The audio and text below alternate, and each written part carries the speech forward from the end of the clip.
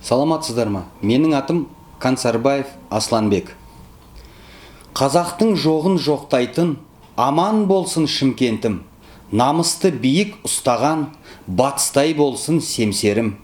Дінде жүрер бұлжытпай, санаға сермеп қазығын, келімсекке мұжытпай, қазақта болсын таразым.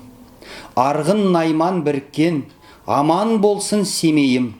Қарақтай түк емес, өзіңдей болса мекенім.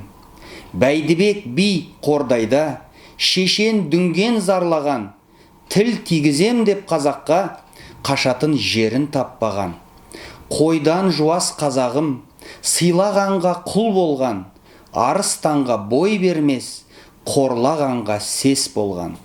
Ерлерім болсын еңселі, табылатын жерлерден, ерлерім артық сахнада, қатым болған серлерден.